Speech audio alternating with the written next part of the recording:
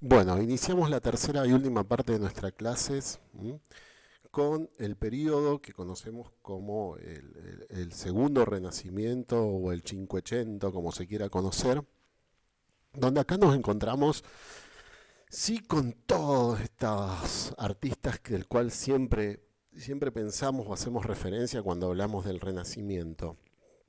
¿Mm? Y si tenemos que hablar del primer gran artista de esta oleada, sin duda que tenemos que hablar de Leonardo da Vinci. El otro día me reía porque yo siempre digo lo mismo en las clases. O sea, Leonardo, si tenemos que definirlo de alguna manera, Leonardo era no solo pintor, era escultor, era científico, era naturista, era humanista, era de todo. Leonardo era el puto amo, digamos, para llamarlo de alguna manera. Eh, Siempre digo así porque la verdad que no hay cosa que no dominara a Leonardo da Vinci. Leonardo da Vinci fue el primero en iniciar los estudios humanos a través de disecciones, de autopsias. Eh, Él, digamos, eh, realizaba anotaciones científicas, tenía un método científico, él estudiaba el vuelo de los pájaros, el vuelo de los insectos, en las plantas, la naturaleza, todo para incorporarlo, porque él creía que el arte era un oficio liberal como cualquier otro, ¿no? Él creía que es como el arte era como ser pintor también tenía que ver con era como ser, digamos, un artesano, o ser un plomero, o sea, podía ser, o sea, estaba en la misma calidad. Por lo tanto, él a la pintura intentaba darle un respaldo científico, ¿m? No solamente una cuestión de arte, digamos, o de creatividad. Para él el arte también era ciencia. Y le intentaba dar ese respaldo Da Vinci a través de todos sus estudios. No se trataba de dibujar bien a un hombre, se trataba de mostrar tal cual era. Eh, y en este sentido, Leonardo va a ser un gran genio. Y bueno, son pocas las pinturas que llegan a nuestros días en buen estado de Leonardo da Vinci. Tenemos más, quizás un poco más de esculturas que de pintura. El tema con la pintura con Leonardo es que muchas de sus obras llegan en un mal estado y como es el caso acá de la última cena. Lo que ustedes ven acá en la última cena en realidad se encuentra completamente, o sea, esta reproducción digital está restaurada, el original está en muchas peores condiciones, pero a nuestros fines nos sirve. Lo que les decía del video anterior, en este caso, Leonardo logra solucionar el tema de la armonía y del orden dentro de sus obras, tratando digamos, de mostrarnos que ambas cosas eran completamente compatibles, que podía copiar de la realidad armoniosamente.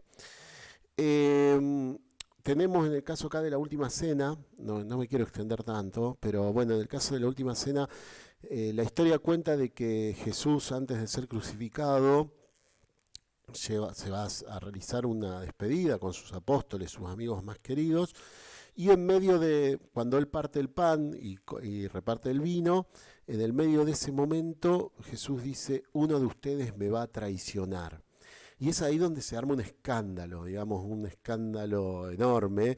Y ese es el momento justo que nos retrata Leonardo da Vinci en la última cena. Jesús acaba de avisar de que él iba a ser traicionado. Y fíjense digamos,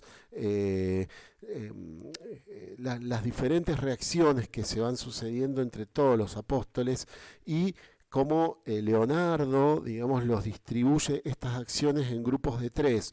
Tres acá, estos tres interactúan entre sí, estos tres interactúan entre sí. Jesús como un triángulo en el medio tratando de equilibrar la escena, dándole un poco de simetría, estos tres también interactuando y estos tres interactuando entre ellos, cada uno con diferentes reacciones, pero ahí es donde Leonardo consigue, de hecho, realizar su obra de arte mediante el uso de la armonía y la realidad. O sea, otra de las grandes obras de Leonardo, podemos hablar de la Mona Lisa. La Mona Lisa, a ver, Todos conocemos a la Mona Lisa y cuando hablamos de Renacimiento lo primero que pensamos quizás es en la Mona Lisa. La vemos en todos lados, póster, lata de dulce de batata, está en todas partes. Es un cuadro hiper reproducido en todos lados y tiene un montón de marketing. Montón de marketing. No es que es mala la obra, pero está sobredimensionado, ¿viste? ¿Pero por qué? Porque la Mona Lisa en realidad hasta comienzos del siglo XX era un cuadro como cualquier otro. Cuando es robado del Louvre por parte de un italiano, digamos que quería devolverla a su República Italiana, digamos era como un héroe nacional el tipo que robó la Mona Lisa, cobra mucha más relevancia de la que hasta ese momento tenía, ¿no? O sea, lo encuentran, la Mona Lisa es robada y es encontrada 3 años después en la habitación de un hotel en Florencia, o sea que de París viajó a Florencia para darles una idea. Y bueno, es todo un aspecto novelesco y demás que consigue tener muchísima notoriedad. Pero ¿qué es lo que nos importa acá de la Mona Lisa? ¿Por qué es tan importante y por qué la incluyo a pesar de ese marketing? Porque Leonardo comienza a experimentar el uso de luces y sombras para hacer más armoniosa aún, digamos, sus pinturas. Crea una técnica que se llama el esfumato italiano, que el esfumato consiste en lo siguiente, en que no conocemos o no sabemos en ciertos rasgos dónde empieza la luz y dónde termina la sombra, ¿no? O sea, no es que hay una cuestión bien tajante en sus pinturas de dónde podemos ver claramente que acá empieza la luz y acá empieza la sombra. No, hay como una transición muy suave entre luces y sombras y esto provoca, que se ve más que nada acá en la comisura de los labios o en la nariz, digamos los bordes de la nariz, y esto crea una sensación de que cuando depende desde donde nosotros miremos a la Mona Lisa o desde el lugar que la estemos mirando, la expresión de la Mona Lisa puede cambiar. A veces parece que la Mona Lisa está triste, a veces pareciera que la Mona Lisa se nos ríe, a veces pareciera que tiene una sonrisa tristona. Depende desde el lugar o desde donde lo estemos mirando, puede cambiar expresivamente el cuadro. Y esto es precisamente por esa utilización del esfumato del cual les estoy hablando. Sigamos. Lógicamente, si tenemos que hablar, digamos, del segundo renacimiento, tenemos que hablar también de Miguel Ángel. O sea, Miguel Ángel como el gran exponente, no solo también digamos, de gran competidor de Leonardo da Vinci, sino él más que nada era como una especie, él se dedicaba a la escultura, ¿no? O sea, principalmente, o sea, si bien hay obras de arte, él se definía más como un escultor. Y como Leonardo da Vinci era un gran estudioso de absolutamente toda la naturaleza, Miguel Ángel era un obsesivo en lo que tenía que ver con el cuerpo humano. En los estudios del cuerpo humano no había nadie que lo podría superar, entonces él intentaba llevar la expresión del cuerpo humano a su máxima realidad en sus obras. Esto está claramente acá en el techo de la Capilla Sixtina, como se puede ver. No me voy a extender la historia del techo de la Capilla Sixtina, fue un encargo a mala gana de Miguel Ángel, pero finalmente lo termina realizando. Pero sí me quiero centrar en una cuestión importante que no me quiero olvidar, que también habla el texto de Hernández de Hernández, precisamente de esto, que es la cuestión de los papas y el patrimonio. Esperen que voy a salir un poquito de acá, bueno, de acá y voy a ponerme en pantalla completa a mí. A ver, ¿qué pasa con los papas? Con los papas sucede lo siguiente. Eh, lo que va a suceder en realidad es que el papado va va a encargar la cuestión de obras de arte para todo el mundo, ¿no? Para Roma principalmente, ¿no? En todas, había como una cuestión esta de la construcción de una nueva Roma, ¿no? Querían como modernizar a Roma. Pero a la vez querían también, o por lo menos a través de sus documentos, nos dan una idea de que Roma debía ser resguardada. El patrimonio de Roma y las antiguos edificios debían ser resguardados. Hay muchas encíclicas en este sentido, en donde, y esto habla Francisca Hernández Hernández, lo habla en su texto, en donde nos dice y da muchos ejemplos de que los papas, si bien en todos sus documentos intentaban resguardar el patrimonio de Roma, en la práctica esto no sucedía. Les voy a dar el ejemplo más claro, que es el saqueo de piedra que tuvo el Coliseo romano frente a la construcción de nuevas obras, como puede ser la Basílica de San Pedro, por ejemplo. O sea, hay un papa que manda a demoler la basílica original de San Pedro para construir la renacentista que conocemos hoy. O sea, la anterior basílica era una basílica más del estilo como la que hablábamos en el primer video, ¿no? Del estilo de medieval o antiguo, del estilo de Constantino, ¿no? De la época de Constantino, por este nuevo estilo renacentista, con los nuevos artistas que había. Y lógicamente acá entra en el eje de la tormenta si esto está bien o esto está mal, digamos. O sea, a ver, para decirlo de alguna manera, demoler patrimonio siempre está mal. Creo que en eso estamos todos de acuerdo. El tema es que había como una cuestión de destrucción positiva, para llamarlo de alguna manera, donde se destruía el patrimonio viejo para construir uno mejor. No puedo llamar esto positivo, como lo habla Hernández en su texto, sin duda, pero estoy hablando en el siglo XXI, perdón, estoy hablando del siglo XXI con el Diario del Lunes. Hoy es otra la concepción que tenemos sobre el patrimonio. En aquel momento, si bien había una concepción de preservación del patrimonio, en la práctica esto no se daba. Y ojo, porque esto es una pregunta siempre, digamos, ¿cómo era el concepto que había de patrimonio durante el Renacimiento? Sobre todo por el tema de los papas. Fíjense en el texto de Hernández, lo van a poder encontrar bien. Bueno, volvemos a lo nuestro.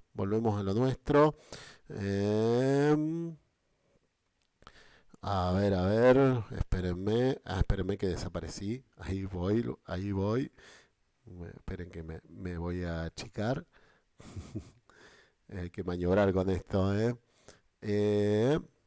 y volvemos al techo de la Capilla Sixtina. Bueno, me estaba perdiendo. Ahora, otro de los artistas que vale la pena hablar es la cuarta tortuga ninja, que es precisamente Rafael. A diferencia de Miguel Ángel y Rafael, parece como que a diferencia, perdón, de Miguel Ángel y de Leonardo, parecería como que las obras de Rafael son pintadas con una armonía única, digamos, con una suavidad que no se encuentra en ningún tipo de obra de Miguel Ángel o de Leonardo. O sea, parece como una vuelta al esquema de estilo internacional, pero no lo es para nada. ¿Qué pasa con Rafael? Rafael, a diferencia de Leonardo y de Miguel Ángel, tenía una ventaja enorme con respecto a los dos más grandes pintores de su época, que él era un tipo buena onda. Rafael tenía un carácter muy agradable, era una persona responsable, cuando se le encargaban las cosas él las terminaba, no como Leonardo, no tenía grandes ínfulas de estrella como Miguel Ángel, no se la creía, era un tipo buena onda y era alguien agradable, y ese carácter precisamente le valió también el encargo de varios trabajos y pudo llegar a destacarse entre los círculos artísticos, tanto como los dos grandes competidores como son Miguel Ángel y Leonardo, ¿no? Y él llega a destacarse también en este sentido. Sus obras son suaves, de pinceladas más que nada delicadas, se puede decir. Fíjense en el caso de la Madonna del Gran Duque, pero completamente equilibradas, donde vos no podés alterar absolutamente nada. Pareciera que está pintado sin esfuerzo. Nada que ver, lógicamente. Pero donde si vos cambias algo, o absolutamente movés algo, parecería como que todo estuviera fuera de lugar.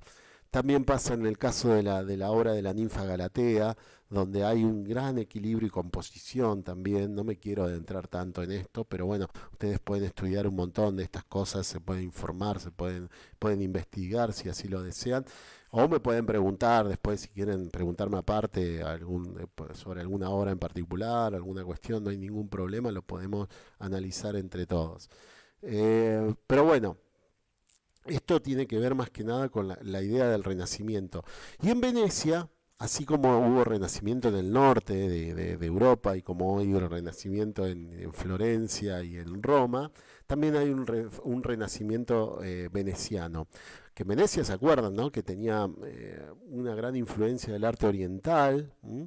Porque, bueno, no sé si lo había dicho, pero bueno, ahora lo estoy diciendo, donde Venecia se la pasó mirando siempre mucho a Constantinopla más que mirar a Roma, sobre todo lo que tenía que ver con el trato y con lo que tenía que ver con tratos comerciales y económicos. Y hay una gran, digamos, influencia del arte oriental en Venecia, y eso va a quedar estancado hasta esta época del Renacimiento. Pero ¿qué va a diferenciarse el Renacimiento veneciano del Renacimiento fiorentino, por ejemplo? En una sola cuestión principalmente. Los fiorentinos y los romanos se destacaron por la utilización de sus dibujos, la perspectiva y demás. El, el renacimiento de Venecia tiene que ver más que nada con la utilización del color.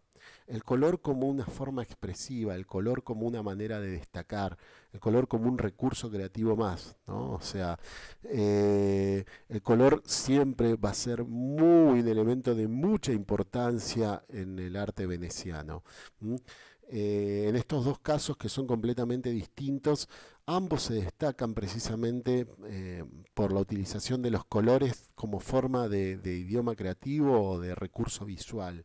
En el caso de acá, de Giorgione, de la Tempestad, es como que tenemos como un verdoso, ¿vieron? Como hay un verdoso azulado, bueno, que nos indica que va a llover en cualquier momento, para darnos una idea, y que es el mismo color que hay cuando nosotros vemos en el ambiente, que está por llover o cosas así por el estilo. Y de la obra no hay mucho más para decir porque no se sabe lo que está sucediendo, digamos, en esta obra. Sino, de hecho, la situación pasa a ser a un segundo plano. En cambio, acá en La Madonna con Santos de Giovanni Bellini, esta manera de representar a la Virgen siempre estuvo presente, ¿no? La Virgen siempre en el centro de la escena y representada, rodeada, digamos, con los principales santos que más le importaban al artista. En este caso, a ver si me puedo acordar, me parece que esta es Santa Catalina. Ay, no me puedo acordar, no les quiero mentir. Este seguro que es San Pedro. Y este no me acuerdo. Bueno, no importa, no viene al caso. Ahora bien, esta primera oleada, digamos, oleada de artistas venecianos estaban preparando el terreno para lo que venía, y lo que venía era precisamente el talento de Tiziano, ¿no? Tiziano va a ser como el Leonardo da Vinci de Venecia, por la utilización de los colores, por los dibujos de sus frescos, va a ser como el genio veneciano para dar Tiziano. La verdad que no podemos desasociar nunca a Venecia de Tiziano, ¿no? O sea, Tiziano fue como la gran revolución artística en Venecia. Desde ya que les recomiendo ver más obras de Tiziano para que vean de lo que estoy hablando. Fíjense acá la obra de la derecha, la Asunción de la Virgen, cómo el color rojo hace una perfecta triangulación, ¿no? O sea, entre las personas que están acá abajo, la Virgen que asciende a los cielos y el fondo amarillo que contrasta claramente con el rojo del manto de la Virgen. La verdad que es espectacular la utilización, digamos, de los colores, como acá también, digamos, en el rojo sigue siendo protagonista. Acá, fíjense la transgresión de Tiziano al representar a la Virgen a uno de los costados en vez de ponerla en el medio. Esto era tremendo para la época. Entonces, no solamente que la representa con un manto rojo, sino que a través del estandarte rojo de la familia Pesaro, él logra equilibrar la imagen, ¿no? Darle un equilibrio para que no quede un vacío acá al poner a la Virgen hacia uno de los costados. Eh, A la vez, bueno, lo que retrata acá es, la familia Pesaro era una familia muy importante de Venecia, que había hecho grandes contribuciones para derrotar a los turcos, y bueno, lo que se ve acá es precisamente a don Pesaro, está acá, con toda su familia, pintada junto al trono de la Virgen, San Francisco de Asís, y le traen un prisionero turco para donde la Virgen teóricamente sería piadosa con el prisionero, etcétera, etcétera, etcétera. Pero bueno, esta es la idea. Bueno, nada más. Esto fue más cortito porque ya no quedaba mucho. No quería que el segundo video fuera tan pesado y no quise extenderme tanto en el análisis de las obras de arte del Renacimiento porque por ahí puede ser que crean que les estoy haciendo perder el tiempo. Esperen que me voy a poner en forma grandota, digamos, y único acá. Eh, bueno, gente, les quiero, si llegaron hasta acá, les quiero agradecer la paciencia y espero no haberlos aburrido con las obras de arte ni con este periodo. Se me hizo un poquito largo, pero es que en realidad es una clase larga, son 2 horas de clase y trato de resumir absolutamente todo. Y de resumir y desmenuzar para que a ustedes les quede bien claro de qué se trata todo esto. Si tienen preguntas sobre los textos, por favor, no hay ningún problema, acuérdense, es el de Francisca Hernández Hernández, el de Alonso, el de Luis Alonso Fernández y el de Romano y Tenenti. Los 3 textos son los que hablan de esta época, de la Edad Media y del Renacimiento. No van a encontrar el análisis de las obras de arte, eso es algo que hago yo para que a ustedes les guste, les sea más atractivo y se pueda visualizar un poco más de la parte histórica. Pero les repito, eso no va dentro de los exámenes, no va. Lo que me importa es que ustedes estudien los procesos, se entienda los procesos, el proceso de la Edad Media, el proceso del Renacimiento, del primer y del segundo Renacimiento. Ubíquenlos temporalmente, ubíquenlos espacialmente, cuáles son los principales referentes, o sea, tanto del primer Renacimiento como del segundo. Cualquier duda, cualquier cosa pueden preguntarme, yo voy a estar a su completa disposición. Cualquier comentario que quieran hacer también va a estar acá abajo en los comentarios de YouTube lo pueden hacer y también pueden preguntarme vía comunidades o cualquiera de mis redes que si les quedó algo pendiente.